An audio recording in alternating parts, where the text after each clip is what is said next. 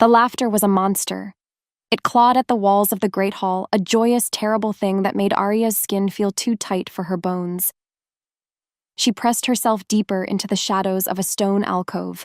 Her only goal, her only prayer, was to become invisible, to simply disappear. Every toast felt like a shovel of dirt on her own grave, because this was supposed to be her night, her life. Instead, her eyes kept betraying her, snapping back to the high table, to Chaol. His smile was a weapon, sharp and bright, and it wasn't aimed at her. It was for Lyra, her sister.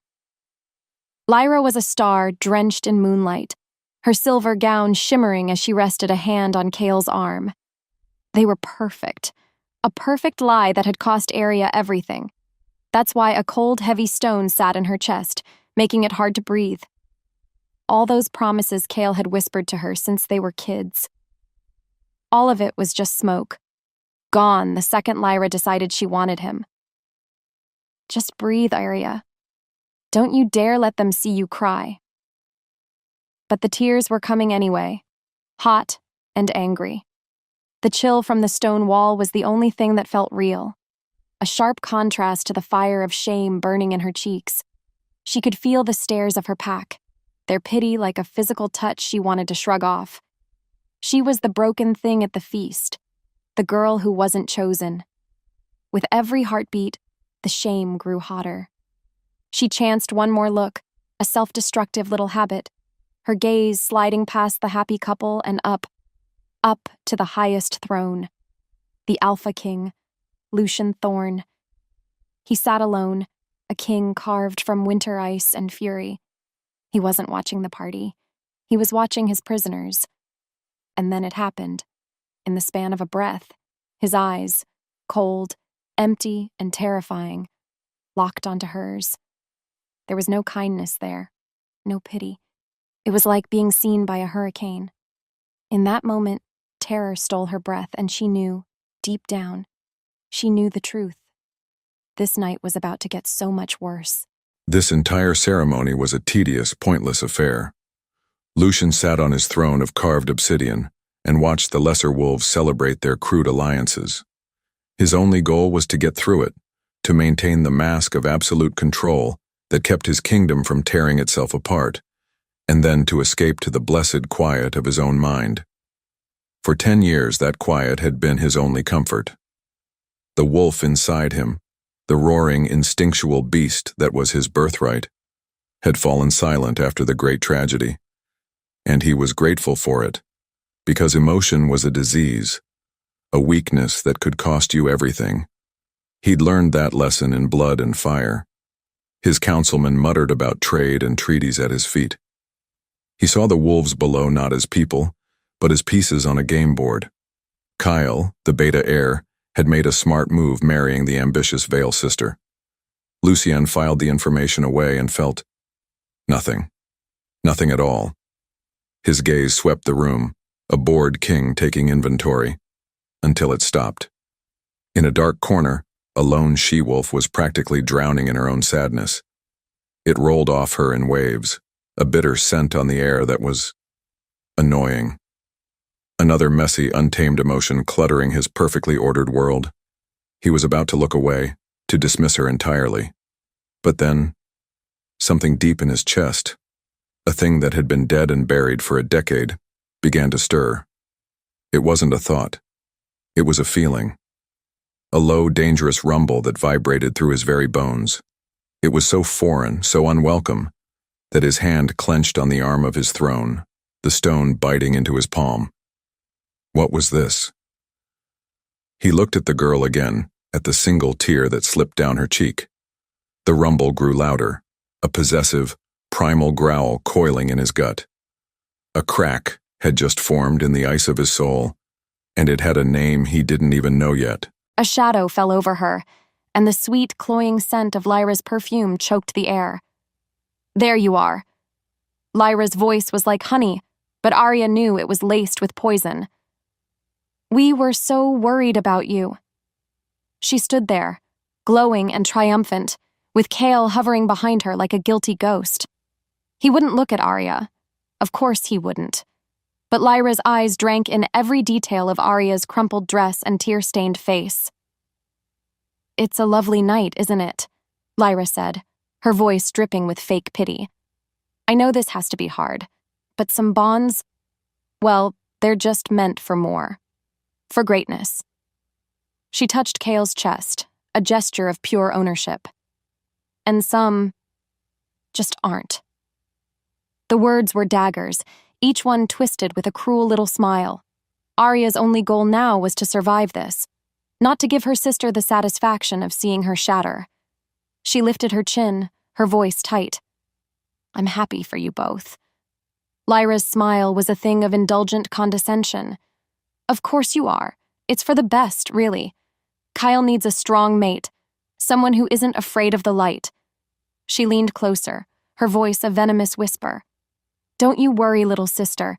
Maybe a border patrol wolf will have you. You just have to learn your place in the shadows." And that was it. The final blow. The last of Arya's control crumbled into dust. A single hot tear of pure rage and defeat escaped, and in the dim light she saw the flash of victory in Lyra's eyes. She had won. But then, Lyra's face changed. Her smug smile froze. Her eyes widened in shock, maybe even fear. Without warning, the air around them grew heavy, cold. The noise of the Great Hall seemed to fade into a distant buzz.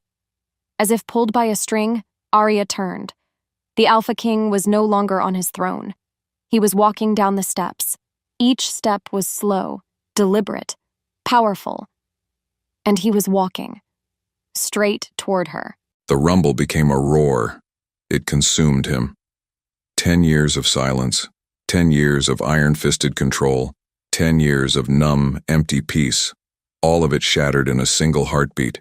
His wolf, the beast he had starved and caged and tried to kill, was awake, and it wanted her. His mind screamed at him to stop, to sit down, to regain control. This was madness. A king did not act on impulse. A king did not show emotion. A king did not feel. But his body was no longer his own. He rose from his throne, the scrape of stone on stone lost in the sudden roaring silence of his own mind. He felt the shocked stares of his council, the confusion of the entire hall, but they were nothing, less than nothing. The only thing that was real was the girl in the shadows, and the primal, undeniable command echoing through his soul. Mine. He walked. He didn't remember deciding to move, but his feet carried him down the steps, across the stone floor, his eyes locked on her. The cruel sister and the pathetic beta heir froze, their mouths half open in shock. He ignored them. They were insects. He stopped before her, the broken, beautiful she-wolf with tears on her face. He could smell her grief, her defiance, her pain, and beneath it all, something else. Something that called to the very marrow of his bones. The world held its breath. He leaned down, his voice not his own, but the low, guttural rumble of the beast he had so long denied. "You are not unchosen," he growled, the words a vow, a claim, a verdict. "You are mine." The silence that followed was so absolute, so profound. It was a sound all its own. The monster was finally awake, and it had just chosen its mate. The words were out. He had said them, and the silence that followed was a living thing, a monster that devoured every sound in the great hall. In that moment, he felt a terrifying split. The king, the cold, logical ruler he had built himself to be, was screaming in a cage of his own ribs, clawing for control. But the wolf was roaring in triumph. It had tasted freedom for the first time in a decade, and it would not be chained again. Hundreds of eyes were on him, wide with shock, fear, and disbelief. He could feel their judgment like a physical weight. He's mad. The king has lost his mind. To make things worse, his own councilmen were gaping at him, their faces pale. What he had just done was not just a breach of protocol. It was an act of war against his own laws, the laws he had bled to create, and he had done it for her. The girl, his mate, was staring at him, her eyes vast pools of terror. She wasn't looking at him like a savior. No. She was looking at him like he was her executioner. Deep down, he knew the truth. Maybe he was. Before he could move, before his logical mind could wrestle back control and try to undo this catastrophic mess, his body moved on instinct. The wolf was in command now.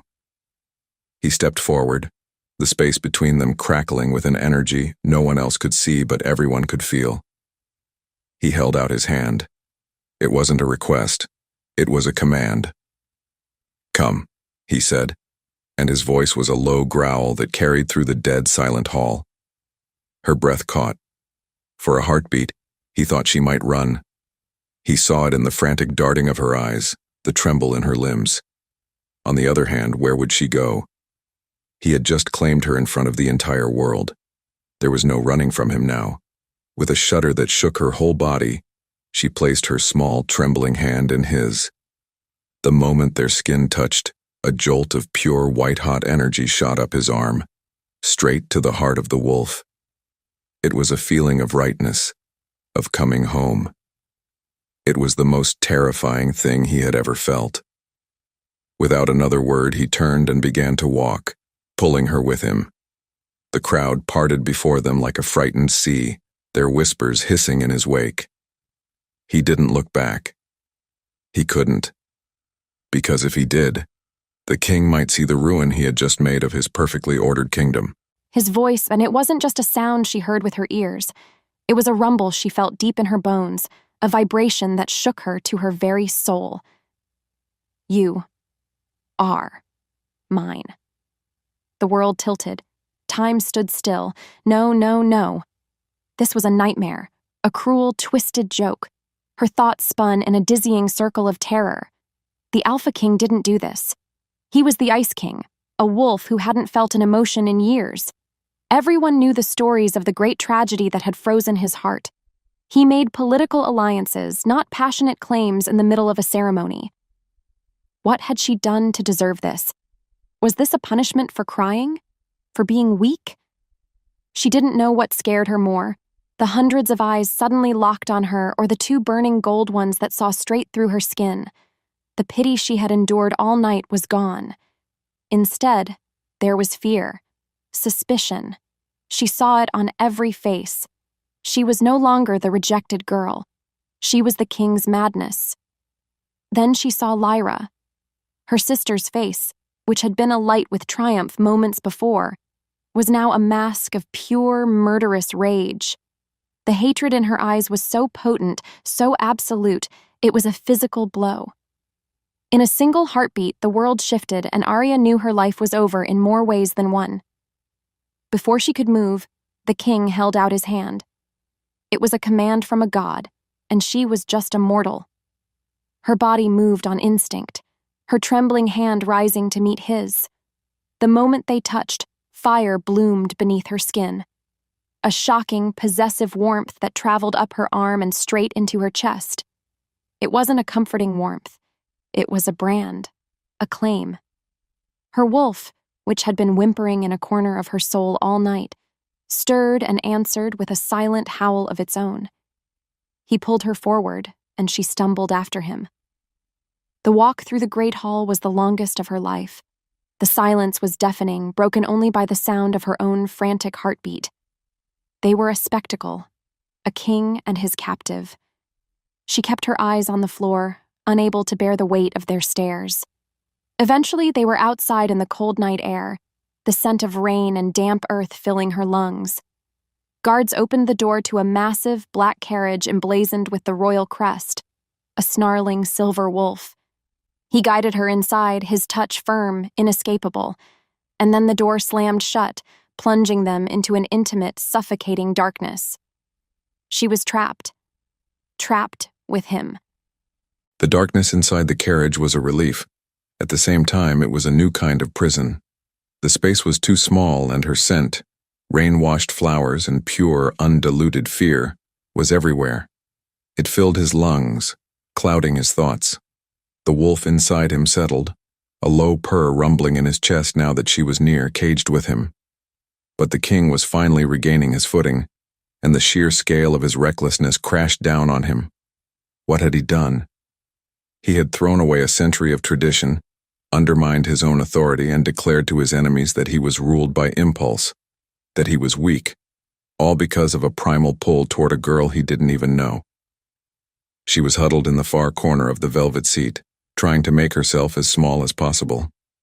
He could hear her ragged breathing. Her terror was a living thing in the small space between them.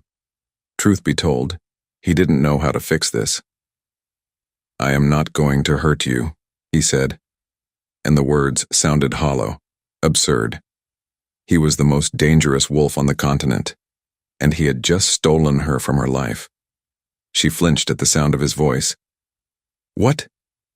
What do you want with me?" She whispered, her voice trembling. What did he want? The wolf wanted to claim her, to mark her, to lock her away in his mountain fortress, and never let anyone else look at her again.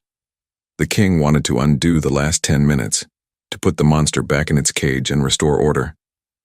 "There is a bond between us," he said, forcing the words out. They tasted like ash. An ancient connection. My wolf, it recognized you. More importantly, it had woken up for her. It was a pathetic explanation, the stuff of myth and legend that he had always dismissed as fairy tales for pups. But it was the only truth he had. "A bond?" she repeated, her voice laced with disbelief. "But that's impossible. You're the Alpha King." As if his title made him immune to such things. Maybe it should have. "What is your name?" he asked, changing the subject. Because if he had to keep talking about the bond, he might actually go mad. "Arya," she whispered.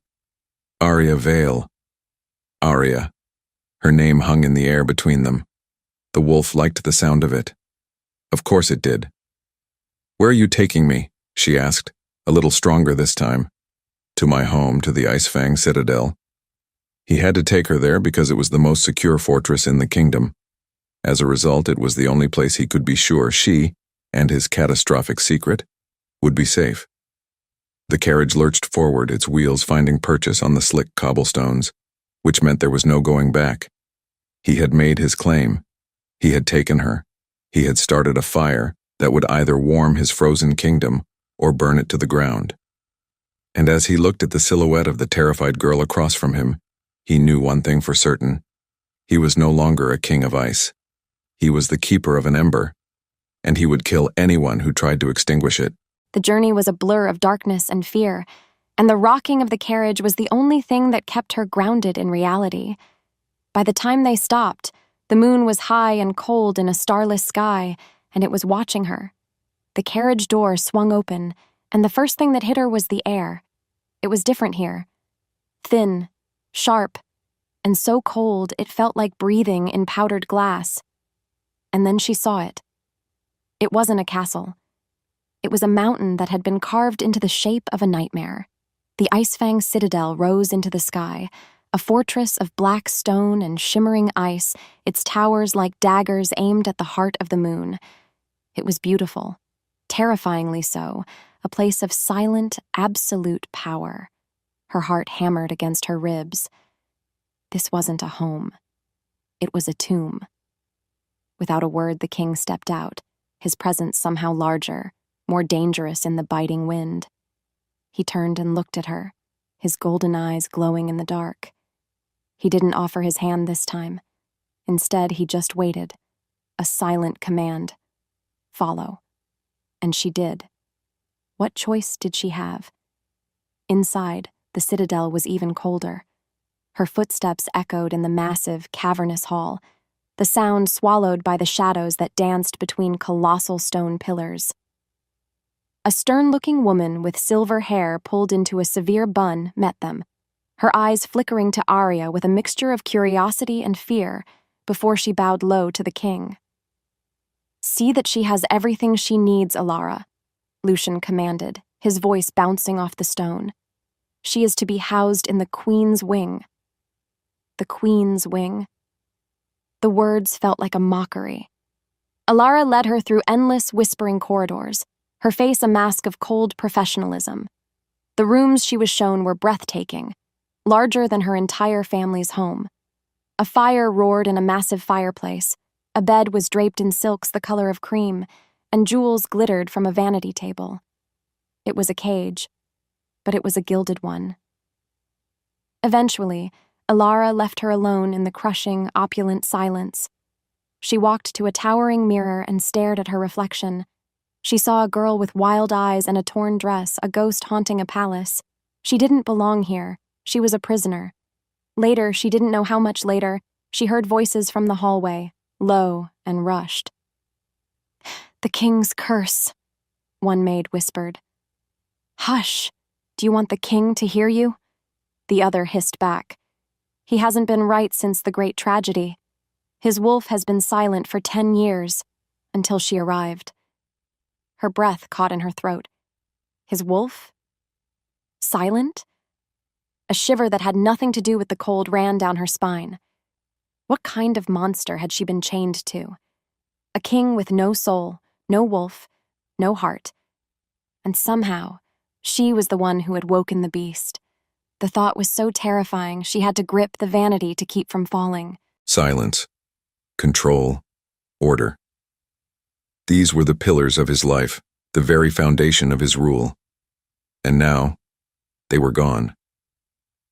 He sat in his solar, a glass of amber liquid untouched on his desk. He was trying to focus on the trade ledgers in front of him, but the ink swam before his eyes.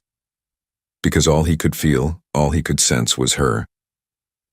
She was on the other side of the citadel, yet it felt like she was breathing in the same room. The wolf, his wolf, paced restlessly at the back of his mind. It was no longer a distant rumble. It was a living, breathing presence, and it was demanding. Go to her. See her. Make sure she is safe. It was infuriating. It was maddening. This feeling, this constant pulling distraction, it was a weakness he could not afford. That's why he had to contain it. He summoned Alara, his voice sharp. "The Lady Arya," he began, his tone leaving no room for argument. "She is to be treated as a guest of the highest honor. She will have anything she desires, food, clothes, books. But she is not to leave the Queen's wing, under any circumstances. Is that understood?" "Yes, Your Majesty," Alara said, bowing, her face unreadable. He was putting his mate in a cage to keep his own beast from breaking out of its own. It was logical. It was necessary. So why did it feel so damn wrong? To make things worse, his council demanded an audience. He knew what they wanted before they even spoke. Lord Valerius, an old wolf whose family had served the throne for generations, stepped forward as their spokesman. "Your Majesty," he began, his voice a low, respectful growl. "The packs are unsettled.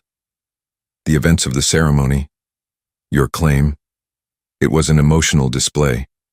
The laws of arranged bonds exist for a reason, to maintain stability, to prevent weakness from seeping into the bloodlines."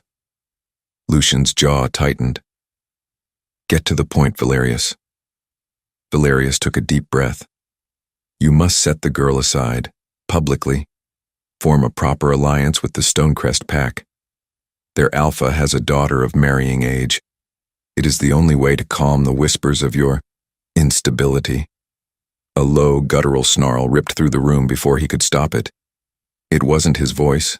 It was the wolf's. Valerius and the other councilmen took a step back, their eyes wide with fear. The air thickened. The primal power that rolled off of Lucian was suffocating. He rose slowly from his chair, his hands flat on the desk to keep from lunging across it.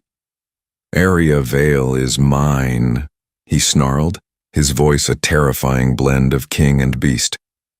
"Her fate is for me to decide, and you will never speak of her as a weakness again. Now get out." They practically fled the room. He stood there, his chest heaving, the raw, untamed fury shaking him to his core. He had just defended her. He had just chosen her over the stability of his own kingdom. What in the hell was happening to him? Just as his breathing began to even out, a guard entered looking nervous. "Your Majesty, a visitor has arrived at the gates. She is insistent." Lucian's eyes narrowed. "Who?" "Lady Lyra Vale," the guard said, and his blood ran cold. "She demands to see her sister." The knock on her door made her jump. It was Alara, her expression as stony as ever. "You have a visitor, my lady." A visitor? Hope, small and fragile, fluttered in her chest. Had her pack sent someone for her? Was Kale here to— "Lady Lyra is waiting for you in the winter sitting room," Alara said, and the fragile hope shattered into a million pieces of ice. "Lyra, here. No." The winter sitting room was as cold as its name. Everything was white and silver, beautiful and lifeless, like a room carved from a glacier. And in the center of it all, perched on a silk settee, was Lyra. She looked perfectly at home, a venomous flower blooming in the snow. "Sister," Lyra said, her smile not reaching her eyes. "I had to come.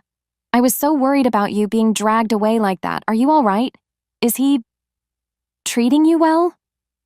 The questions sounded like concern, but they were scalpels, meant to probe and cut. Arya's goal was simple. Survive. Don't let her see you cry. "I am fine," she said, her voice barely a whisper.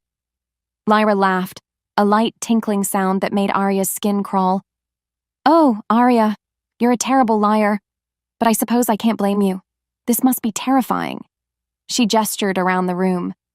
"It's a beautiful cage, I'll give him that. But a cage is still a cage." She stood and began to circle Arya like a predator. "Tell me, does he let you walk in the gardens? Or does he keep his new pet on a very short leash?" "He is the king," Arya managed, her hands clenched into fists at her sides. "He is a monster," Lyra corrected, her voice dropping to a hiss. "A cold, empty thing that hasn't had a feeling in a decade. And you are a momentary distraction, a curiosity." She stopped in front of Arya, her eyes hard as diamonds. "Do you really think this will last? He'll grow tired of you, just like Kale did. It's what you were born for, little sister, to be set aside." The words hit her like a physical blow, stealing the air from her lungs. She stumbled back, the old shame, the familiar feeling of worthlessness washing over her. She opened her mouth to say something, anything, but no words came out. Lyra smiled, a slow, triumphant curve of her lips. She had won again. "Enjoy the castle while you can," she purred, turning and sweeping from the room, leaving Arya shaking in the frozen silence. But the silence didn't last. In the quiet that followed, she felt it. A presence. The air grew heavy, charged with a dangerous energy. Her head snapped up, her eyes drawn to the arched doorway where Lyra had just disappeared. He was there. Lucian, standing like a statue carved from shadow and rage, his golden eyes blazing with a light that was anything but cold. And she had the most terrifying thought of all. How much did he hear? He stood in the doorway, a storm trapped in the shape of a man. The scent of Lyra's poisonous perfume still lingered in the air, an insult to his senses. But his eyes were on Arya. She was trembling, her face pale, her spirit looking as fragile as a frozen leaf. And the wolf inside him, the one she had woken, raged. It raged at Lyra for daring to touch what was his. It raged at the universe for making this girl the key to his soul. And it raged at him, at Lucian the king, for his weakness. Without another word, he strode into the room, his boots echoing like hammer blows on the marble floor. The silence stretched, thick and heavy. He stopped in front of her, so close he could feel the frantic beat of her pulse.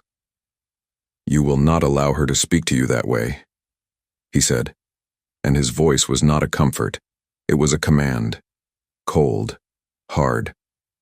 "Ever again." Arya flinched, her eyes wide with a confusion that only fueled his fury. Didn't she understand? Her weakness was a target on his back, Her pain was a weapon his enemies could use against him. She is my sister, Arya stammered, her voice barely a whisper. She is a viper, he snarled, his control fraying. And this citadel is a nest of them. If you show them fear, they will bite, and their venom will be my problem. Before he could stop himself, his frustration boiled over. He grabbed her arm, his grip hard, intending to shake some sense into her to make her understand the danger. You are mine now. Your weakness is a reflection on me. Do you understand? He was trying to teach her to fight, to survive in this brutal world he had dragged her into. But all he knew was the language of power and control, because kindness had been burned out of him long ago. The moment his fingers wrapped around her arm, it happened. Fire. A bolt of pure, untamed energy surged between them, a jolt so powerful it was like lightning trapped under the skin. His breath hitched. Her gasp was a sharp, wounded sound. The air thickened, crackling with a power that had nothing to do with rage and everything to do with their bond. His grip, which had been meant to intimidate, suddenly felt like an anchor. He couldn't let go. He wouldn't let go. The wolf purred, a deep, possessive rumble in his chest. Mate. In the stunning, ringing silence, he looked down at his hand on her arm, then back up to her terrified, beautiful face. Her lips were parted in a silent "oh" of shock. What had he done? This was not control. This was chaos. And as the bond pulsed between them, hot and undeniable, he realized something that terrified him more than any rebellion. He didn't want to let her go. Ever. She fled. The moment he released her arm and stalked from the room, leaving her with the ghost of that fiery touch burning on her skin, she ran. Her heart pounded a frantic rhythm against her ribs, from Lyra's cruelty, from Lucian's terrifying anger, from that feeling. No matter how hard she tried, she couldn't escape it. It was like his brand was now on her soul. She didn't know where she was going. Her feet carried her through the cold, silent corridors of the citadel, past stern-faced guards who averted their eyes and tapestries that depicted ancient, bloody battles. This whole place was a monument to death and control. It suffocated her. She needed to breathe. She needed to find one single place that felt alive. As if pulled by a string, she found herself in a part of the castle she hadn't seen before. Down a long, forgotten hallway, she noticed a door made of dark wood and frosted glass, and from it, she felt warmth. A faint, impossible warmth. Hesitantly, she pushed it open, and her breath caught. She stepped out of the cold stone and into a world of vibrant, impossible life. It was a massive greenhouse, a hidden jungle locked away under a cathedral of glass. The air was thick and humid, smelling of damp earth, night-blooming jasmine, and life. Water trickled from a small stone fountain in the center. Greenery cascaded from the walls. It was a secret garden, a sanctuary. Tears she hadn't even realized she was holding back finally fell, silent trails on her cold cheeks. She sank onto a stone bench near the fountain, the sounds of dripping water a balm on her frayed nerves. Maybe it was fate that led her here. Here she wasn't the rejected girl or the king's prisoner.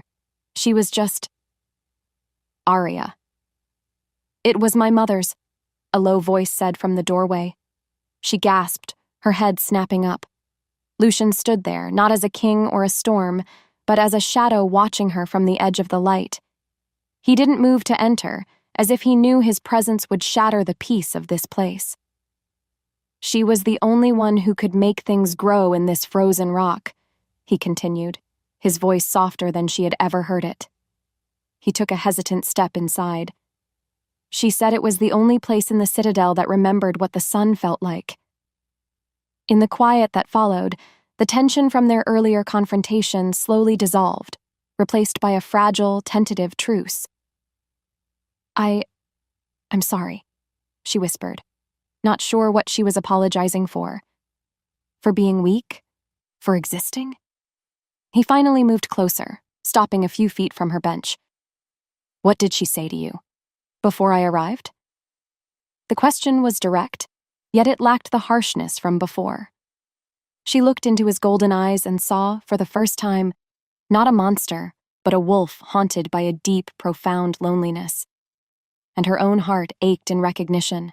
"She told me that I was a temporary distraction," Arya admitted, her voice trembling, "that you would grow tired of me, and that I was born to be set aside." Something dark and dangerous flickered in his eyes, but his voice remained steady. "She was wrong." "How do you know?" The question was a raw plea. He was silent for a long moment, the only sound the trickling of the fountain. "Because," he finally said, his voice barely a whisper, "my wolf, the part of me that feels, that connects, it has been silent for 10 years. Dead. I thought it was gone forever." He looked at her, and the weight of his stare was immense. "Until the moment I saw you crying in the shadows. Your pain. It was like a thunderclap that woke the dead." Her world tilted. He was giving her a piece of his broken soul. It was the most precious, terrifying gift she had ever received. Without thinking, as if her hand had a mind of its own, she reached out. Not to touch him, but just a gesture, an offering of comfort. He took a step closer, his gaze locked on hers. And then he did something that shattered the last of her defenses. He reached out and gently, so gently, tucked a stray strand of her hair behind her ear. His fingers brushed against her cheek, the touch as soft as a moth's wing, yet it set her entire nervous system on fire. It was an act of such simple, profound intimacy that it left her breathless. The King of Ice and Shadow had just shown her that he too could remember the sun. He left the greenhouse with his heart hammering against his ribs. What was that? That tenderness. He had given her a truth he hadn't spoken aloud to another living soul, and her reaction, that flicker of understanding, of empathy, had terrified him more than any army. He had let her see the crack in his armor. That gentle moment, the feel of her soft skin under his fingers, had shaken him to his very foundation. He strode through the halls, his mind a whirlwind. He needed to regain control, to put the ice back in his veins. Duty. That was the answer. He would lose himself in the running of his kingdom, because that was a world he understood. He found Lord Gregor, his spy master, waiting for him in his solar, and the look on the old wolf's face was grim. "Your Majesty," Gregor said, his voice low, "the whispers have become a plan." Lucien's blood ran cold. "Explain." "Lady Lyra and the Beta heir, Kale, are not just spreading dissent. They have been meeting in secret with the alphas of the Blood Moon and Stonefang packs," Gregor reported, his words clipped and precise. "They are forming a coalition. They are using your connection to the Lady Arya as their rallying cry." "What are they saying?" Lucien demanded, his voice a low growl. Gregor hesitated. "They are saying the king's mind is compromised, that an emotional attachment has made you unstable, unfit to rule. They are twisting our laws, claiming your fated bond is a curse, not a blessing. They are planning to challenge your right to the throne at the next full moon." The fragile warmth from the greenhouse vanished, replaced by a rage so cold it felt like ice flooding his veins. They were using her. They were taking this pure, impossible thing that had woken him from a decade of sleep and twisting it into a weapon aimed at his heart and at his crown. For 10 years he had ruled with logic and fear. He had made himself into a monster to keep his kingdom safe. But now, they were threatening the one thing, the one person, who made him feel like a wolf again. In that moment, a decision crystallized in his mind, sharp and clear as a shard of ice. He had been hiding her, trying to protect his weakness. But that was Lyra's game, a game of shadows and whispers. He would not play it. Instead, he would do the one thing they would never expect. He would not hide his weakness. He would put her on a throne, and dare them to challenge him. He turned to his aide, who stood waiting by the door. "Merrick," he said, his voice ringing with an authority that had been absent for too long. "Prepare the Great Hall for a formal dinner tonight. Send invitations to every visiting lord and lady." He paused, his golden eyes blazing. "The Lady Arya will be attending, at my side." Which meant the game was no longer being played in the shadows. It was about to be played in the light, for the entire world to see. The gowns arrived like a death sentence. Alara and 2 other maids entered her chambers, their arms laden with silks and velvets in the deep, intimidating colors of the royal house: charcoal gray, blood red, and silver. They laid them out on her bed, a shimmering funeral pyre for the girl she used to be. "The king requests your presence at a formal dinner tonight," Alara announced, her voice flat, betraying nothing. "He wishes for you to be dressed as befits your station." Her station. A prisoner? A pet? A weakness? The words from the council, from Lyra, from Lucian himself, swirled in her head. Panic, cold and sharp, clawed its way up her throat. I can't," she whispered, shaking her head as she backed away. "I can't go out there. They all hate me." Alara's expression softened for the first time, a flicker of something that might have been pity. "It is not a request, my lady." No, it was a command. He was forcing her out into the light, into the nest of vipers he'd warned her about. Deep down, she knew the truth. He was testing her, and she was going to fail. But then she remembered the greenhouse. She remembered the look in his eyes when he spoke of his silent wolf, the impossible softness of his fingers against her cheek. He hadn't just seen her pain. He had shown her his. And something inside her shifted. This wasn't just about her survival anymore. It was about his. "The red one," she said, her voice small but steady. If she was going to be a sacrifice, she would at least look like a flame. An hour later, she was a stranger in her own skin. The blood-red silk gown felt like armor, and the silver necklace around her throat felt like a collar. When Lucian arrived at her door to escort her, he stopped dead. He said nothing, but his golden eyes burned with an intensity that stole the air from her lungs. Without a word, he offered her his arm. His touch was electric, a jolt of raw power that traveled straight to her core. And she let it happen. She let it steady her. With every step they took down the long corridor toward the great hall, her terror grew. The distant murmur of voices grew louder, a beast waiting to devour her. But as they reached the massive doors, she felt his hand tighten on hers. It was all the reassurance she would get. The doors swung open, and the world went silent. Every lord and lady in the hall turned, their conversations dying on their lips. The silence was a physical blow, a wall of judgment and hatred. She could feel their stares like 1,000 tiny needles. Her first instinct was to look down, to hide. But then she felt Lucian's presence beside her, a mountain of unyielding strength. "Your weakness is a reflection on me." No, not tonight. She lifted her chin. She looked out at the sea of hostile faces, at the calculating eyes of Lord Valerius, at the pure, venomous shock on her sister's face. And she did not look away. In that moment, she wasn't just Arya Vale, the rejected girl. She was the woman who stood beside the Alpha King, and she would not be broken. He felt her fear as if it were his own, a frantic bird beating its wings against his ribs. Yet when the doors opened and the silence fell, he felt something else from her too, a flicker of steel, a spark of defiance. When her chin lifted, a fierce, possessive pride surged through him, so potent it nearly brought a growl to his lips. This was his mate. They walked to the high table, every step a calculated act of war. He seated her in the chair beside his, the one that had remained empty for a decade. The message was unmistakable.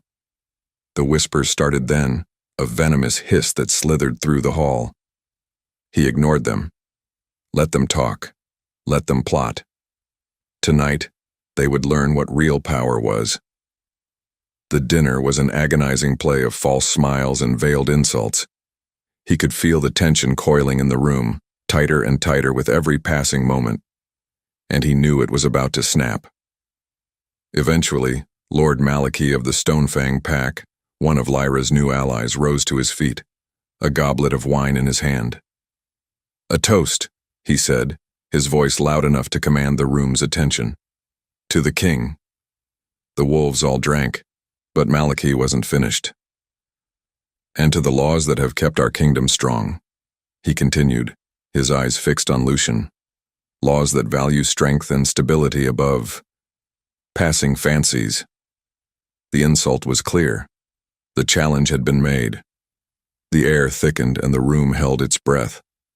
The wolf inside Lucien wanted to cross the room and tear the man's throat out. But the king had a better idea. Slowly, deliberately, he rose to his feet.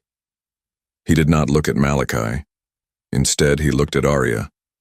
"Lord Malachi speaks of strength," Lucien said, his voice a low, dangerous calm that was far more terrifying than any shout. "For 10 years, I have ruled this kingdom with a strength born of ice, a strength born of control, a strength born of an empty heart." He paused, letting the words sink in. "I was wrong." Then, he reached out and placed his hand on Arya's shoulder. He let the bond flare. He didn't just let them see it.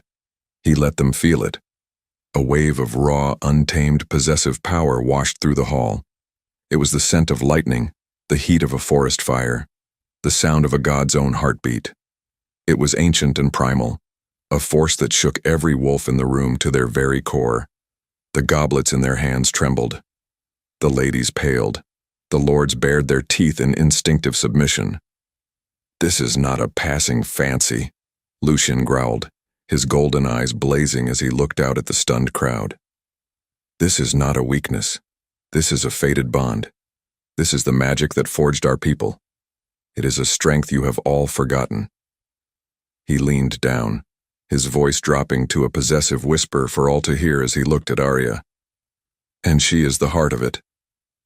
He sat down, his gaze sweeping over the terrified faces. He had not raised his voice. He had not made a threat. But he had just won the war. Or so he thought. Because when his eyes met Lyra's across the room, he saw no fear. He saw a hatred so deep, so absolute, it promised a much bloodier battle to come. After the dinner, the silence in his private solar was louder than the roaring in her ears. The adrenaline from the great hall had faded, leaving behind a raw, quivering exhaustion. He had defended her. He hadn't just claimed her. He had declared her the source of his new strength. Her heart ached with a terrifying, beautiful emotion she couldn't name. He stood by the fire, his back to her, one hand braced against the stone mantelpiece. The rigid control was back, but she could see the tension in the set of his shoulders. The performance was over, and the man was left. "Why?" she whispered into the quiet. He didn't turn. They needed to understand. "No," she said, taking a step closer. "Not that. Why was your wolf silent?" She had to know. She had to understand the man who had just overturned his world for her. For a long moment, she thought he wouldn't answer. The fire crackled, spitting embers onto the hearth. When he finally spoke, his voice was rough with a pain so old it sounded like grinding stone. "Because I killed it," he said. "Or I tried to." He turned then, and in the flickering firelight, she saw the ghost of a younger wolf in his eyes, one haunted by a grief that had never healed. "Years ago, before I was king, I was different. I felt things too much. Love, passion, rage." He told her the story of the great tragedy. He spoke of a forbidden love with a rival alpha's daughter, of a secret meeting, of a moment of passionate carelessness that had led his family's enemies right to their door. He spoke of the ambush, of the fire, of finding his parents' bodies in the smoldering ruins of their home. "My emotion killed them," he said, his voice cracking on the last word. A single, perfect tear escaped his eye, not of sadness, but of a decade of pure, undiluted rage at himself. So I made a vow on their ashes. I would never be weak again. I would cut out my own heart, starve my own wolf, and become the king of ice and stone they needed. Her chest ached, a mirror of his own pain. This was the source of his cruelty, his control, his loneliness. It was all a shield. Without thinking, her body moved on instinct. She crossed the space between them and, before he could pull away, she gently placed her hand over his heart. She could feel its frantic, unsteady beat beneath her palm. "You are not made of stone," she whispered. His breath hitched. He looked down at her hand on his chest, then up at her face, his golden eyes searching hers. The air thickened, the space between them burning with all the things that had not been said. The fear, the triumph, the shared, aching grief. And then he was moving. In a single heartbeat, the world shifted. His hand came up to cup her face, his thumb stroking her cheek as he leaned in. His lips crashed down on hers. It wasn't a gentle kiss. It was a raw, desperate collision. It was a decade of starvation and a lifetime of loneliness poured into one searing, searching touch.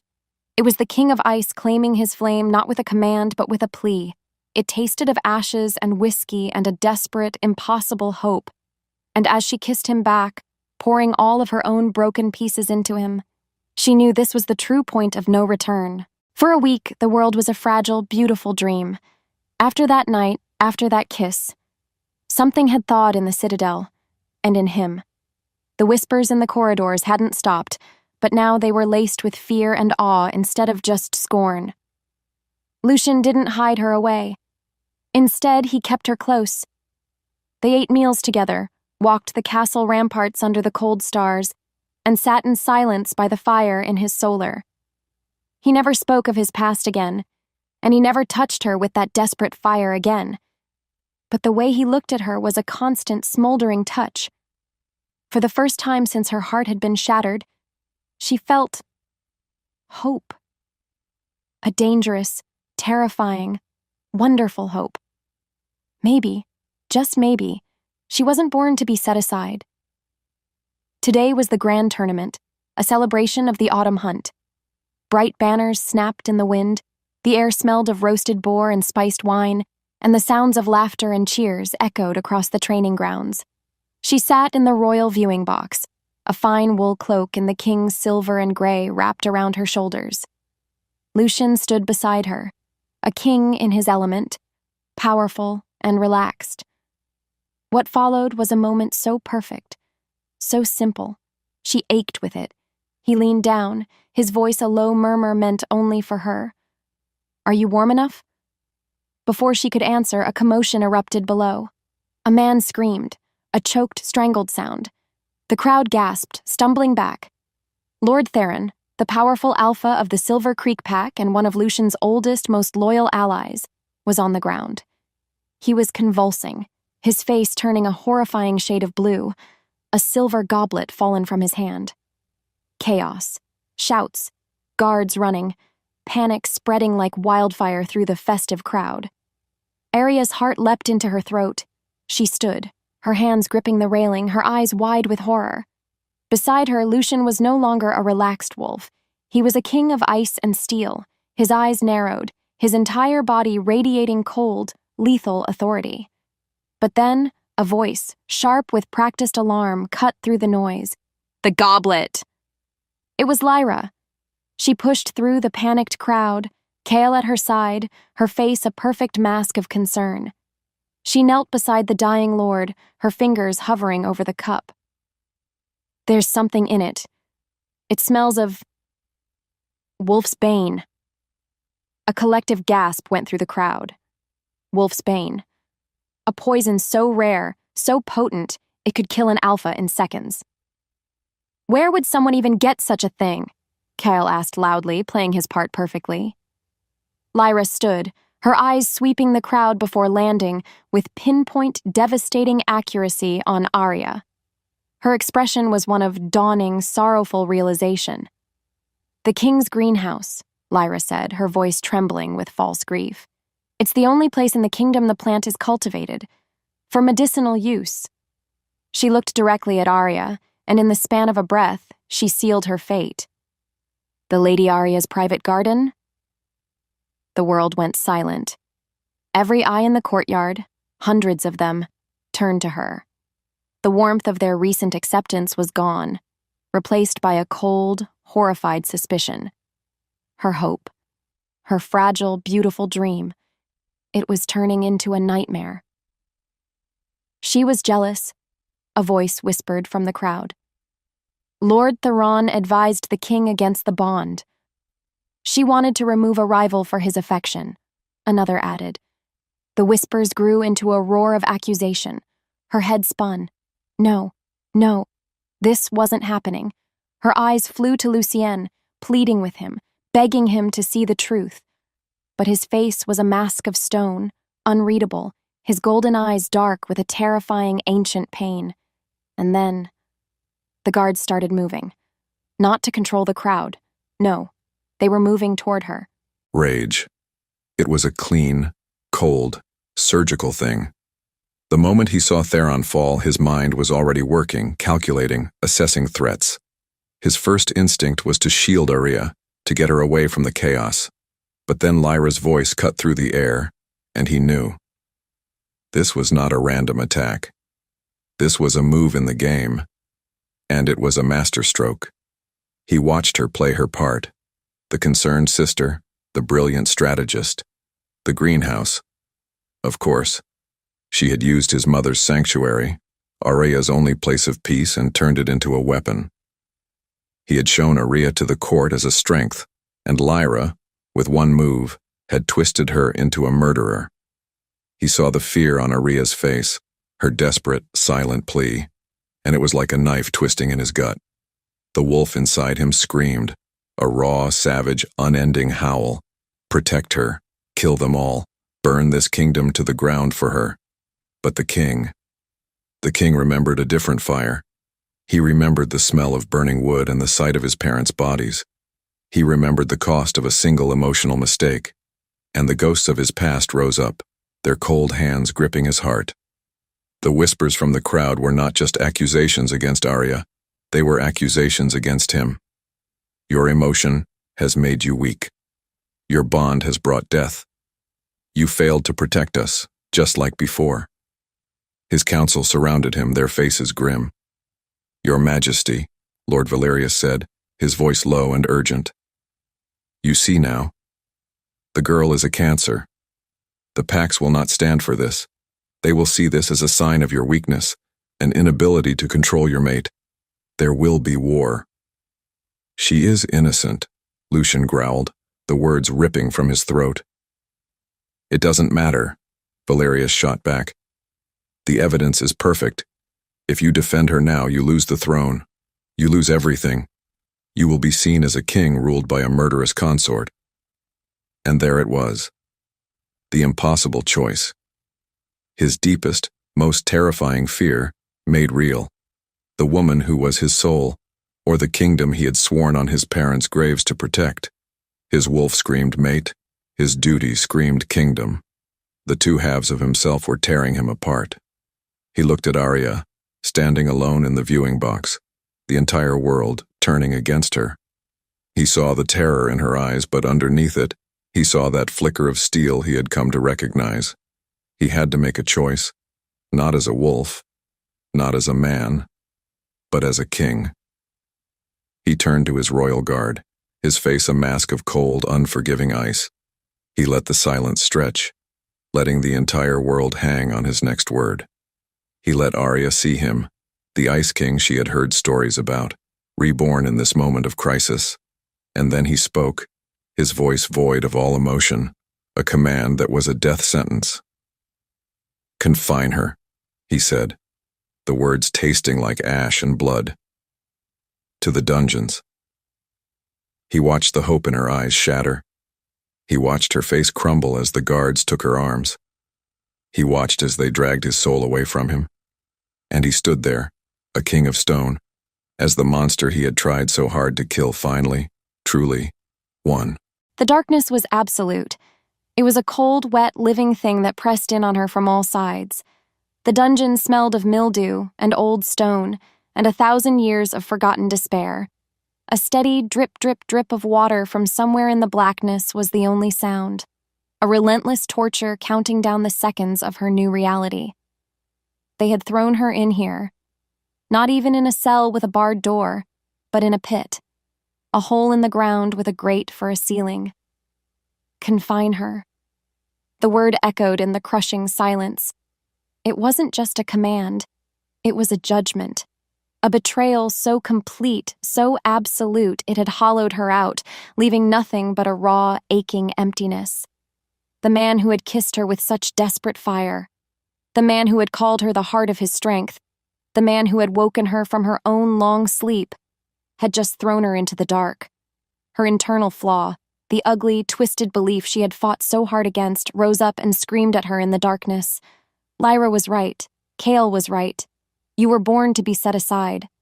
You are worthless. A temporary distraction. A curse. She curled into a ball on the damp stone floor, a sob tearing through her. A raw, ragged sound that the darkness swallowed whole. She cried for the life she had lost, for the hope that had been a lie, for the man who had saved her only to become her executioner. Her heart, which had just started to heal, was not just broken now. It was gone. There was nothing left. All was lost. She didn't know how long she lay there, adrift in a sea of her own despair. Minutes, hours. But then, something else began to stir in the emptiness. A flicker. It was not hope. Hope was a fool's game. A lie whispered in the light. No, this was something else. Something older and harder. Rage. A cold, quiet fury began to smolder in the pit of her stomach. The tear tracks on her face grew cold. Her sobs subsided. The dripping water was no longer a sound of torture. It was a sound of focus. She had been a victim her whole life. A victim of her sister's ambition. A victim of a broken promise. A victim of a lonely king's curse. She had let their choices define her, break her, and discard her. Not anymore. She sat up in the darkness, her spine straight. Her hands, which had been trembling, clenched into fists. They could put her in a pit. They could call her a murderer. He could break her heart. But she would not let them break her. Alone in the dark, she made a vow. Not to a king, or a mate, or a god. She made it to the last, stubborn, flickering ember of her own soul. I will not let you win, she whispered to the darkness, her voice no longer trembling, but shaking with the promise of a coming fire. I will not be set aside. And in the deepest, darkest pit of the Icefang Citadel, a queen was born. The solar felt like a tomb. He sat on his throne-like chair, a glass of untouched wine in his hand, the perfect picture of a broken king. Lyra and Cale stood before him, vultures circling a fresh kill. He had summoned them, and they had come eagerly, their faces barely concealing their triumph. His goal was simple, deceptively so. He had to play the part they expected, the grieving mate, the compromised ruler, the fool who had chosen emotion and lost everything, because only in his perceived weakness would they reveal the true extent of their ambition. You were right, Lucian said, his voice a dead, hollow thing. He let his gaze drift to the fire, as if he couldn't bear to look at them. The bond. It was a sickness. She has brought ruin to this court. Lyra's smile was a slow, poisonous bloom. I am so sorry, Your Majesty. She purred, the words dripping with false sympathy. I tried to warn you. Some wolves are just born to cause trouble. What do you want, Lyra? He asked, cutting through her performance with a tired sigh. Justice, Kyle said, stepping forward, his chest puffed out with a newfound arrogance. The Pax demand a trial, a public one. They must see that the king's law is absolute even when it touches his own heart. My heart? The wolf inside him snarled, a low, murderous sound that he ruthlessly suppressed. You know nothing of my heart. A trial would be difficult, Lucian murmured, playing his part. Painful, but necessary, Lyra insisted, her eyes glittering. To restore faith, the court must see you set her aside, once and for all. They must see you choose your kingdom over her. And there it was, the core of their plan. They didn't just want Arya dead, they wanted him to be the one to kill her, emotionally and spiritually, in front of the entire world. They wanted to break him, to prove that his way, the way of the bond, was a path to ruin. And after? He asked, his voice flat. After she is condemned? Lyra stepped closer, her scent of cloying flowers filling the air. The kingdom will need stability, a new queen, one chosen by logic, not some fleeting passion. The alliance with the Stonecrest pack is still an option, or a union between our two families could prove even stronger. So, that was the final move. She didn't just want Arya's place, she wanted the throne itself. Deep down, he knew the truth. Her ambition was a bottomless pit. He was silent for a long moment, letting the tension build. He swirled the wine in his glass, watching the blood-red liquid cling to the crystal. Then, he looked up, his face a mask of weary resignation. Very well, he said, the words tasting like ash. There will be a public trial, tomorrow at noon. He saw the flash of victory in their eyes, the shared, triumphant glance. They thought they had won. They were fools. You may go. They practically floated from the room. The moment the heavy oak door clicked shut, the broken king vanished. The ice in his eyes began to burn. He rose from his chair, not with weariness but with the lethal grace of a predator. He strode to a section of the stone wall and pressed a hidden sigil. A panel slid open, revealing a dark, narrow passage. Without hesitation, he stepped into the shadows. He had let the vipers believe the lion was dead. Now, it was time to unleash the wolf. Time in the darkness was a formless thing. She measured it in the slow, rhythmic drip of water, in the aching of her bones on the cold stone, in the steady, burning hum of her own quiet rage. She had moved past tears, past despair. She was something else now, something harder, something forged in betrayal and silence. Without warning, a sound broke the monotony, not the distant clang of a guard's boot, but a soft, scraping noise from the wall behind her. Her body went tense, a growl rising in her throat. She got to her feet, pressing herself against the opposite wall, her eyes straining in the pitch black. The scraping stopped. A moment later, a section of the damp stone wall shifted inward, revealing a sliver of flickering torchlight. A figure slipped through the opening, a tall, cloaked man holding a single torch. Her first instinct was to lunge, to fight. "My lady," the man whispered, his voice rough but respectful. He lowered his hood. It was Merrick, the captain of Lucian's personal guard, a wolf whose face was a roadmap of old scars. "I mean you no harm. I come on the king's orders." The king's orders? A bitter laugh almost escaped her lips. Had he sent his executioner? "To finish the job?" she asked, her voice raspy. Marek's craggy face was grim. "No, my lady, to give you this." He held out a small, tightly rolled piece of parchment, tied with a single black thread. She stared at it, her heart a wild, frantic thing. What was this? Another trick? A final cruel twist of the knife? With trembling fingers, she took it. Her hands were clumsy in the dark, but she managed to break the thread and unroll the rough paper. In the flickering light of the torch, she saw a few lines of sharp, familiar handwriting. "The coldest steel is forged in the darkest fire. Be ready." That was it. Just one sentence. But it changed everything. In a single heartbeat, the world shifted. It wasn't a betrayal. It wasn't an abandonment. It was a plan. A terrifying, high-stakes gamble. He hadn't thrown her to the wolves. He had thrown her into the furnace. trusting that she would come out as a blade. And the rage that had kept her warm in the darkness now sharpened into a weapon. Hope, not the soft, gentle thing she'd felt before, but a hard, dangerous, beautiful hope, exploded in her chest. "What does he want me to do?" she asked, her voice no longer the whisper of a victim, but the low, steady tone of a conspirator. "The trial is tomorrow at noon," Merrick said, his voice urgent.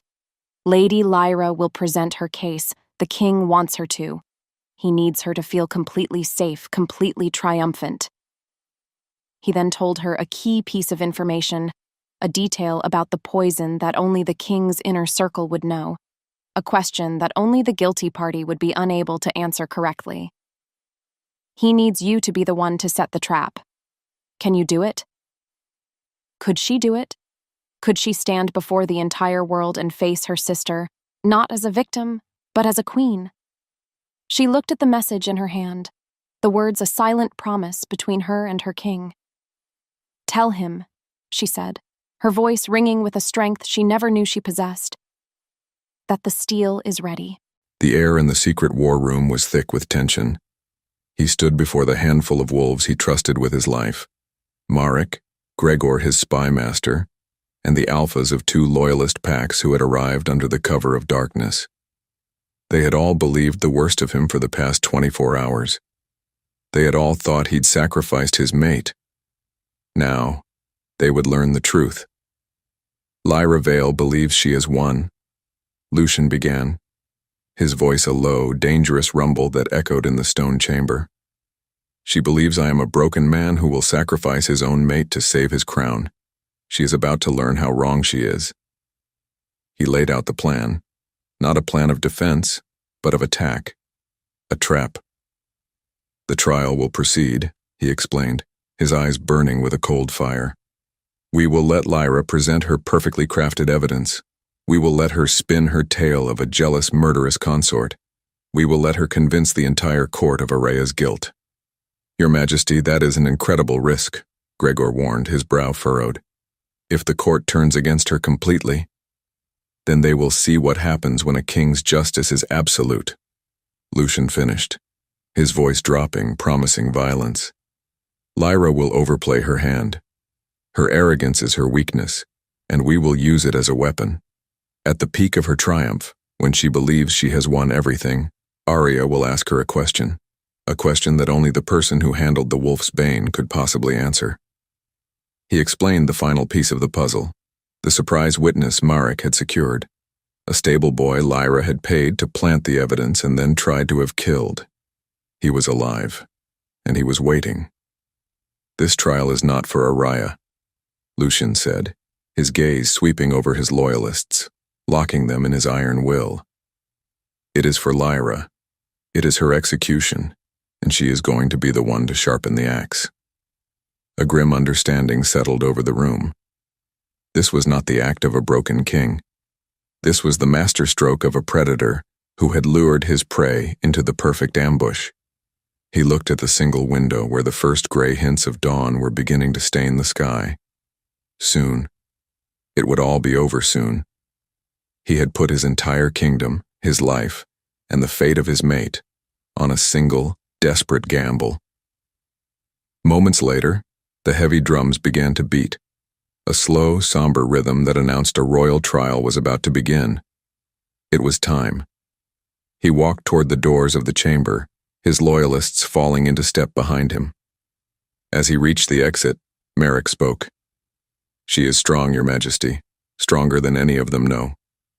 Lucian paused, his hand on the door, a flicker of something raw and vulnerable crossing his face. "I know," he said softly.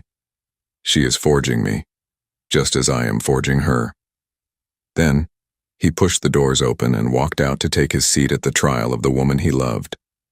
The stage was set, the trap was laid, and the whole world was watching. The sound of the drums was a death march.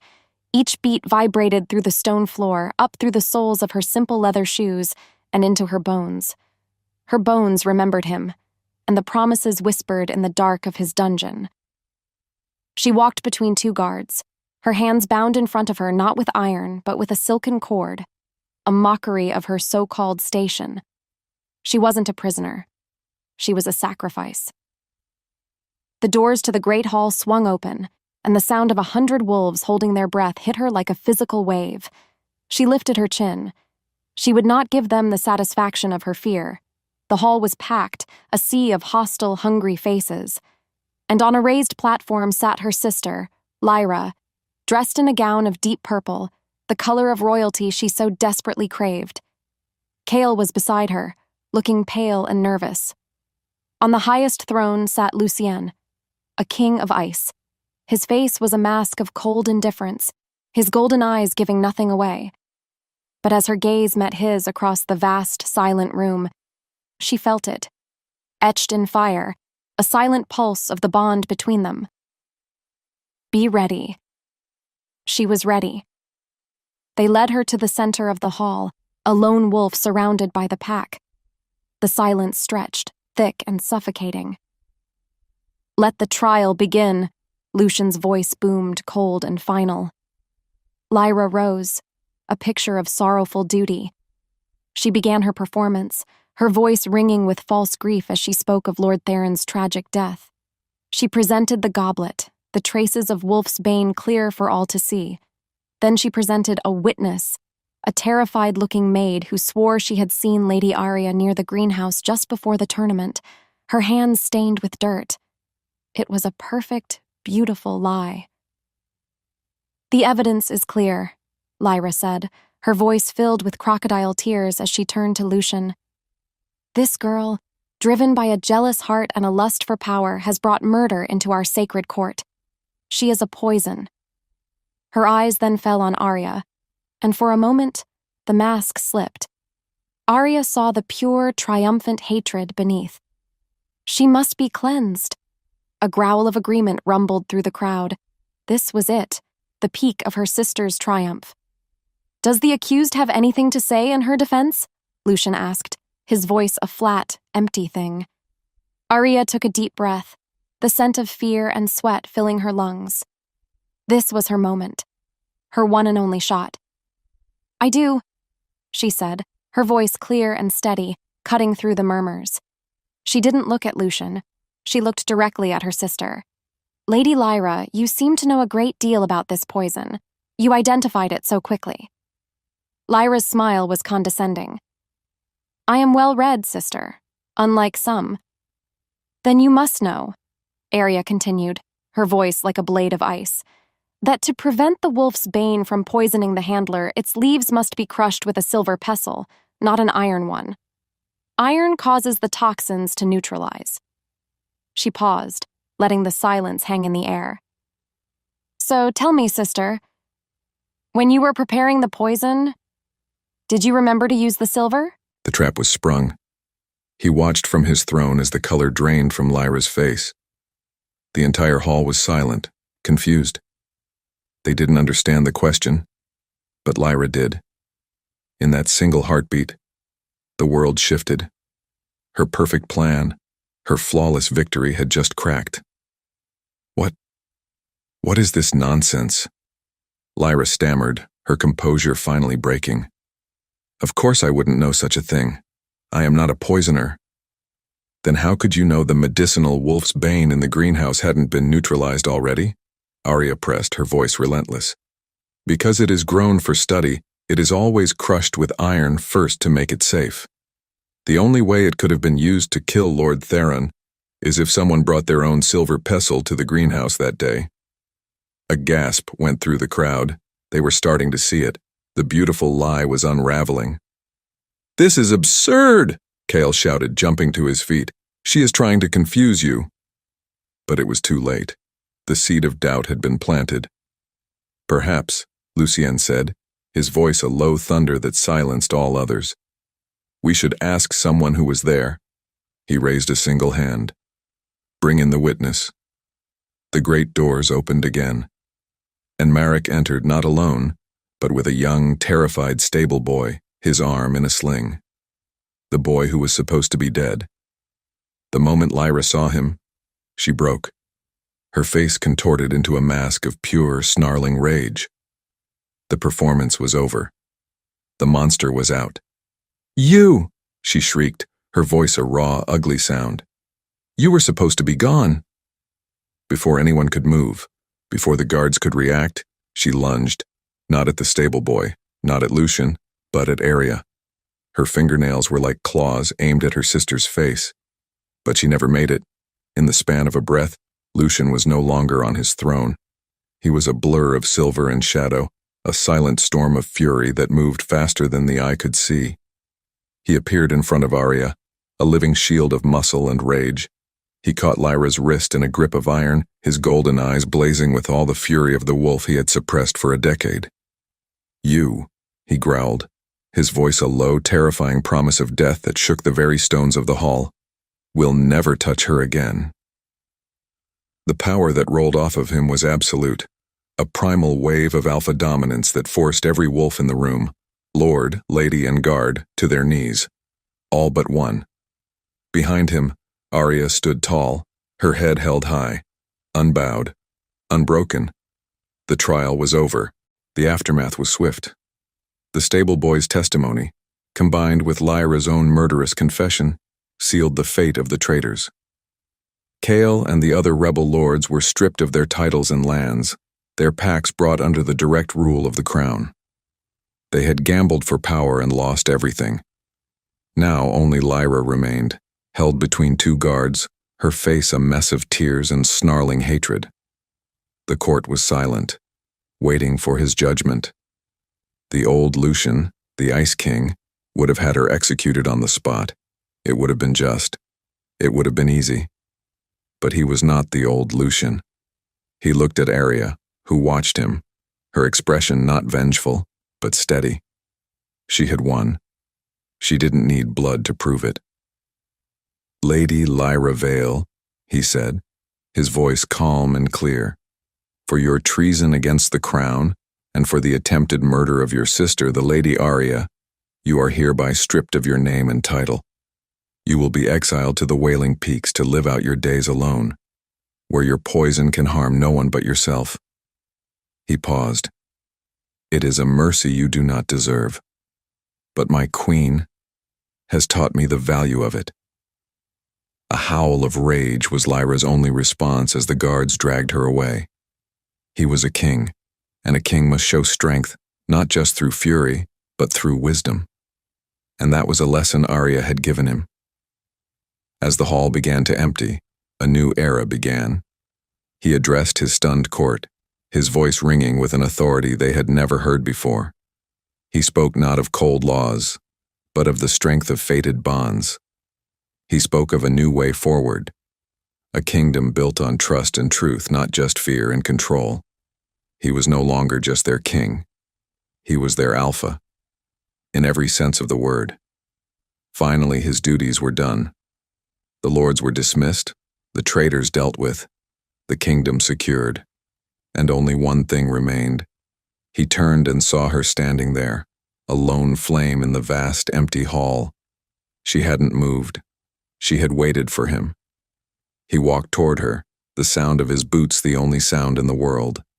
He stopped before her, and for the first time he let her see everything in his eyes. The fear, the relief, the regret, and the overwhelming, all-consuming love. "Arya," he said, his voice rough. And that was all he could manage. Her name hung in the air between them, a promise. He stood before her not as the Ice King or the Roaring Alpha, but as Lucian, the wolf with the haunted eyes and the broken heart that she had somehow helped mend. The hall was empty now, the shadows long and peaceful. Her fury was gone, her fear was gone. In their place was a quiet, profound sense of rightness. She was exactly where she was supposed to be. "You called me your queen," she whispered, the words both a question and a statement. "I did," he said, his voice soft. He reached out, his hand hesitating for a moment before he gently brushed a stray curl from her face, his touch sending a warm shiver through her. "I was hoping you would not object." A slow smile spread across her face, the first genuine, truly happy smile she had felt in what seemed like a lifetime. "I am not the girl they chose for you, Lucian." "No," he agreed, his golden eyes impossibly soft. "You are not the girl they chose. You are the wolf my soul chose." He took her hands in his grip warm and steady. "I have been a king of a silent, empty kingdom for 10 years, Arya. You brought it back to life. You brought me back to life." Her chest ached with the beautiful, overwhelming truth of it all. She was not a weakness. She was his strength. Her worth was not something given to her by a mate or a title. It was the fire inside her that had refused to be extinguished even in the deepest dark. "Stand by my side, Arya," he murmured, his voice a low, heartfelt plea. "Not as my possession, not as a symbol, but as my partner, my equal, my queen." She looked into the eyes of the wolf who had saved her, the king she had saved right back, and she gave him her answer. "Yes," she said. And as he lowered his head to kiss her, a kiss not of desperation or fire, but of a deep and endless peace, she knew she was finally home. The rejected girl had become a queen. The Ice King had found his flame. And in the heart of the cold stone citadel, a new, warmer, and far stronger kingdom was born.